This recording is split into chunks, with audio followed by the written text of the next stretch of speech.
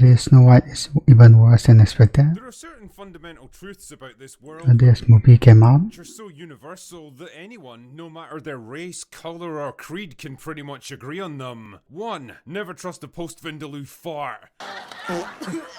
2. Spreadable butter isn't. 3. Anytime a woman starts a sentence with, "a real man would," you know you're about to hear some weapons grade No.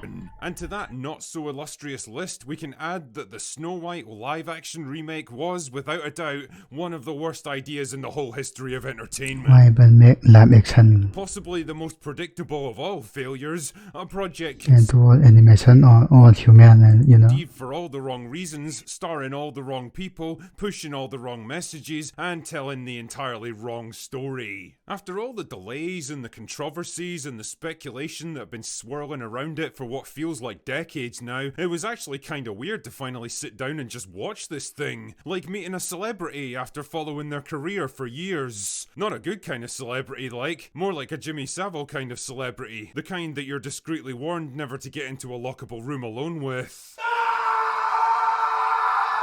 But here it is, nonetheless, and now that I've finally suffered through Woody Allen. nearly 2 hours of Snow White, I can confidently tell you that, yes, this film absolutely lived up to all my worst expectations, and in some cases even exceeded them. A bloated, overstuffed turkey of a production, weighed down by hammy acting, cheap costumes, horrendous CGI, and vomit-inducing cinematography that bungles most of the elements it steals from the original animated movie, abandons its classic ideals of self-sacrifice, heroism, and true love, and injects the lethal dose It's a musical, I forgot. of the message, which is so redundant and thematically contradictory that it just gets abandoned by the ends. It's also laughably obvious where they've had to reshoot and rewrite big chunks of this movie in response to all the backlash. Entire subplots, characters, and setups are introduced and then abandoned without explanation, and the ending is so wildly anticlimactic and jarring that it makes World War Z look like a model of cinematic efficiency. Anyway, let's get the plot summary over with so we can put this turd behind us. The basic setup for Snow White is broadly similar to the original film. Snow White herself is born to the benevolent king and queen of a generic medieval fantasy land that tactfully goes unnamed, although they must have pretty good transportation links with the rest of the world because the population here is more ethnically diverse than central London. Anyway, Snow White's mom dies. Okay, that Her one. dad remarries Gal Gadot, who manipulates him into going off to war, where he promptly disappears and is never seen again. Oh no, guess she's gonna have to take control of everything. What a bind. Fast forward a few years and the kingdom's become a kind of dystopian nightmare where everyone's poor and hopeless and ruled over by an iron-fisted tyrant. It's a bit like modern day Britain, only with better sanitation and dental care. Anyway, after a confrontation with Snow White over a Why is she always comparing Britain, bro? named Jonathan who tried to steal some Amanda. food from the castle, the evil queen decides the best thing to do is send her out into the forest where the huntsman can conveniently her. It's a bit extreme, but I'll let it slide. Naturally, the huntsman has second thoughts and decides to let her go, and after wandering alone for a while, she runs into 7 dwarves that I can only describe as the kind of thing that Cthulhu probably has nightmares about. It's actually a nightmare in the scene, bro. I'm not kidding, man. The brief glimpses that you got of these things in the trailers are absolutely nothing compared to the existential horror of actually witnessing them on the big screen. These are nightmares made real. Like if you woke up in the middle of the night and saw Mr. Blobby standing at the foot of your Yeah, I'll be actually terrified, bro. bed, silent, Looking these dwarves. motionless, watching you with those blank, lifeless eyes that bore into your very soul. So after crashing at their house for a while, eating their food and helping herself to all of their resources, Snow White helpfully forces them to clean up their own home while she prances around like she's on some mad acid trip. Which she probably is, to be fair. I would be if I was in this movie. Then for some reason she gets it into her head that her dad must still be alive, and the only way to find him is to seek out the bandits that lurk in the forests. Right.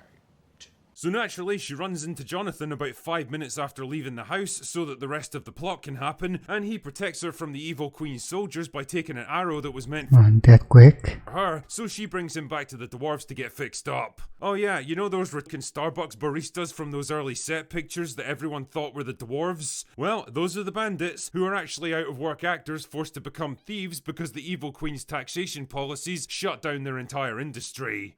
Is that a reference to something? Is Is that a reference to something? Is that a reference to something? No idea. Anyway, Jonathan decides to lure the Queen's soldiers away to give Snow White time to escape, and then immediately gets captured because he's a bumbling idiot. And the evil Queen decides that she's had enough of this, frankly one sympathizes, so she turns herself into an old hag and manipulates Snow White into eating a poisoned apple that makes her go a bit dead. But that's okay because Jonathan escapes prison so that the rest of the plot can happen, and gives her the world's least passionate kiss, which brings her back to life so that she can begin her cunning plan to overthrow the Queen and take back her kingdom. Do you want to know what that plan is? Are you ready for the fourth dimensional quantum mega chess that she plays here that would probably give Christopher Nolan a brain hemorrhage? Well, she walks into town and then convinces the soldiers to turn against the evil Queen because she can remember their names. Really? The names? Really? I'm not kidding, that's her plan. So the evil Queen gets mad and smashes the magic mirror and then turns How does the plan even work? into black glass and shatters, and Snow White becomes the new queen, and that's it, they all live happily ever after. Now, there's a lot I want to say about this movie, but first, let us begin with the positives. And as hard as it might be to believe, most of them actually concern Rachel Zegler. No way! Now, don't get me wrong, she might be an obnoxious in the real world, but credit where credit's due here, she actually isn't terrible as Snow White. It's not true! That's impossible! I mean, her outfit looks like it cost like $100 off Amazon, her haircut makes Anton Chigurh like a cutting-edge trailblazer, her performance is a bit over the top and theatre kid at times, and her American accent comes and goes depending on whether or not she's in a reshoot. She's actually good at acting. But I do get the impression she's at least trying to do her best with the material, and she can absolutely belt out the musical numbers, which is pretty much what you'd expect from a trained vocalist. The same cannot be said for Gal Gadot, however. It genuinely pains me to say this, but I think we all need to come to the acceptance that that girl cannot fucking act. It takes a special kind of charisma, presence, and dramatic Come on now, it's a Wonder Woman, range bruh. to play a good Disney villain, and well, Gal Gadot doesn't have it. Her delivery somehow manages to be wooden and scenery chewing at the same time, and when she has to deliver a big musical number, you can pinpoint the exact moment where they swap out her voice with someone who can actually sing. Imagine there's no Oh no, heaven. not this. Jonathan is yet another entry into the bumbling, forgettable, non-threatening male sidekick list of modern-day Disney heroes. There's brief moments where it seems like he might be displaying the tiniest bit of attitude and heroism, but then it's immediately squashed to reinforce the idea that men are all just Yeah, they should put the guy from the Princess Bride. a bit useless. Visually, the film's an inconsistent mess. CGI Cthulhu nightmares aside, the colour scheme ranges from bleak, washed-out grey castles and towns that look like Zack Snyder directed it, to a kind of over-the-top golden yellow piss filter for the CGI woodland scenes that's so excessive it actually makes your eyes start to hurt after a while. It's funny as well because there's like one scene that was filmed on location in a real forest, and the contrast between that and the CGI fantasy version is so jarring, I actually thought the action had shifted to a whole different country. Also, you can absolutely tell this movie's been reshot to the kiss scene where Jonathan brings Snow White back to life was absolutely added in later to try to appease fans of the original. Snow White herself has clearly been toned down in places to make her less obnoxious, and I'd be willing to bet about 90% of the bandits' screen time has been cut. Most of them don't even get a single line of dialogue, which once again had me questioning, why the f*** even in this movie? I think the biggest problem though is the ending. The original movie had the dwarves battling the evil queen to save Snow White, reinforcing the idea of reciprocal kindness and redemption, but here Snow White has to resolve everything by herself, and the result is that none of the other groups or factions have Wow, so brave, dude. anything to do. Both the bandits and the dwarves, and even Jonathan, just kind of stand around watching the whole thing play out, and I couldn't help Yeah, they're not even participating. what is the film even trying to show us here? Snow White as a character seems to be all about equity and shared responsibility,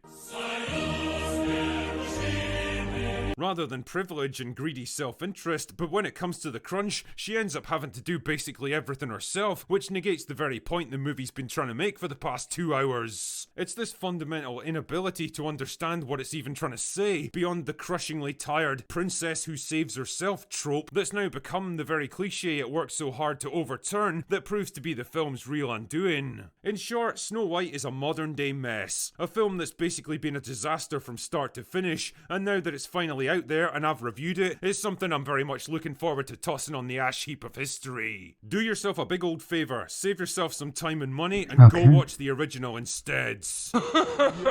Weird. Weird. Okay. Weird. Anyway, This clip never gets that's old. all I've got for today. Yeah, original is better for Go sure. away now.